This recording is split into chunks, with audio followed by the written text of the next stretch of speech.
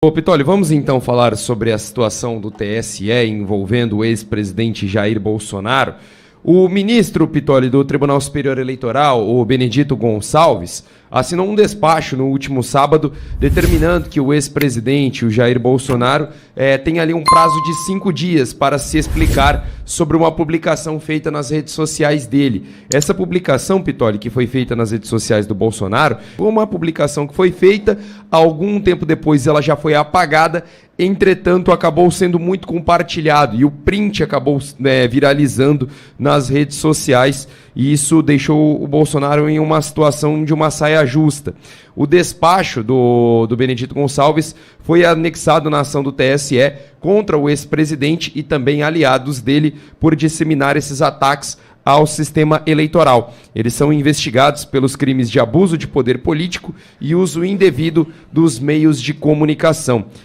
No caso, Pitoli, essa postagem ela foi feita no dia 11, ali entre o dia 10 e o dia 11 de janeiro, que foram ali 3 dias depois dos atos que ocorreram em Brasília, que ali houve a depredação tanto do STF como do Congresso e também do Palácio do Planalto. E esse vídeo foi publicado no Facebook do Bolsonaro e no vídeo aparecia a frase: o Lula não foi escolhido pelo povo, ele foi escolhido e eleito pelo STF e pelo TSE, e havia ali uma pessoa falando sobre essa situação neste vídeo.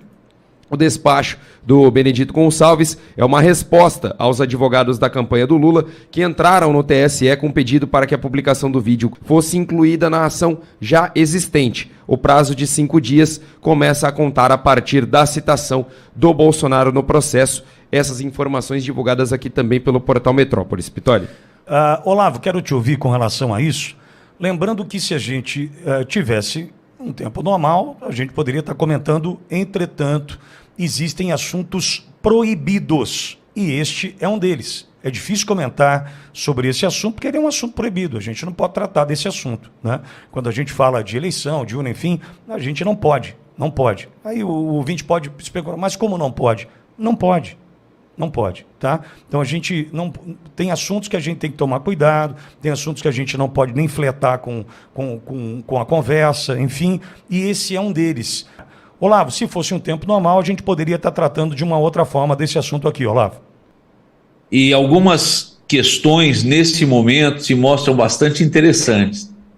Você lembra quando se questionava qual a razão do silêncio de Jair Bolsonaro? Hoje, a razão desse silêncio está aí. Porque se tivesse falas, se tivesse qualquer questão, ia funcionar aquela máxima de filmes americanos. Sabe aqueles filmes norte-americanos, né? Em que o policial chega e fala: tudo que você disser poderá ser usado contra você no tribunal. A gente volta a falar sobre a troca no comando do Exército.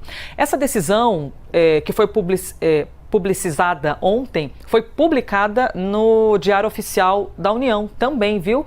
E aí a gente preparou uma arte para você conhecer ainda mais os personagens dessa crise. Essas informações vão entrar aqui, deixa eu até ver se eu estou bem posicionada. Pronto, chegar um cadinho mais para cá para você poder enxergar todas as imagens. Vamos começar aqui pelo presidente Lula.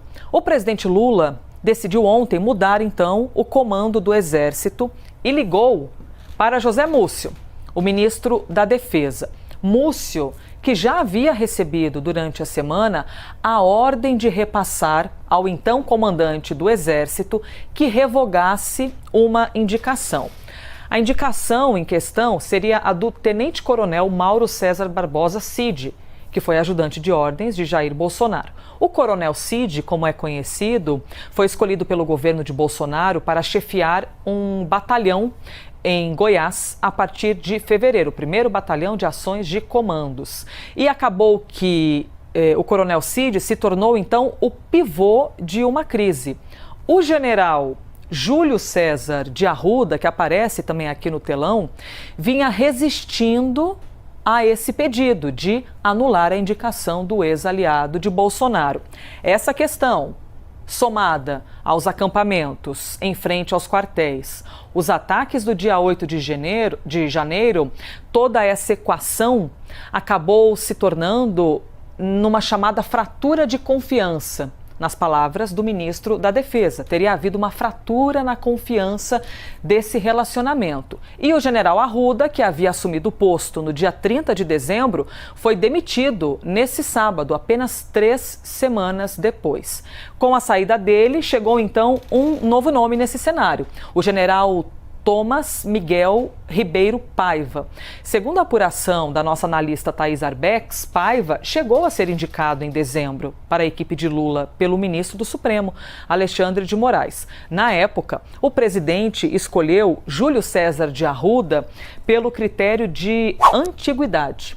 O general Paiva chamou a atenção na última quarta-feira ao discursar em uma cerimônia na capital paulista. Ele defendeu que o resultado das urnas deve ser respeitado e que não interessa quem está no comando. O Exército vai cumprir a missão do mesmo jeito. Essas foram as palavras do general Tomás Miguel Ribeiro Paiva. O ministro Flávio Dino prorrogou novamente a atuação da Força Nacional de Segurança.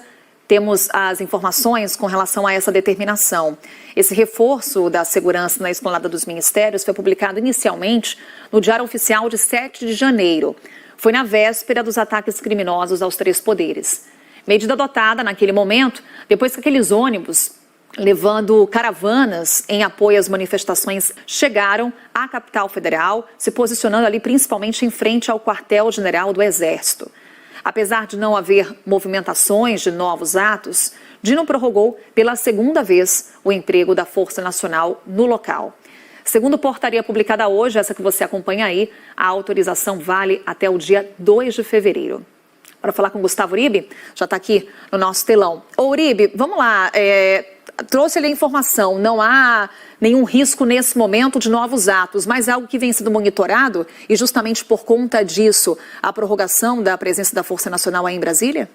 Fim do recesso parlamentar e forense, viu, Carol? Agora, no dia 1º, nós temos a retomada dos trabalhos do Supremo Tribunal Federal com os ministros do Supremo Tribunal Federal e essa expectativa de que voltem às sessões presenciais. O plenário está sendo reconstruído justamente para isso, para que no dia 1º nós tenhamos a primeira sessão e teremos também os novos congressistas no Congresso Nacional, ou seja, os novos senadores e deputados federais e a eleição para o comando das 2 casas. Hoje é dada como certa a reeleição de Arthur Lira na Câmara dos Deputados e de Rodrigo Pacheco no Senado Federal, apesar de nomes que surgiram aí nos 45 minutos do segundo tempo, como o caso de Chico Alencar, do PSOL pelo Rio de Janeiro na Câmara dos Deputados, e a tentativa de Rogério Marinho, ex-ministro do Desenvolvimento Regional, de vencer a disputa com o apoio do PP e do Republicanos.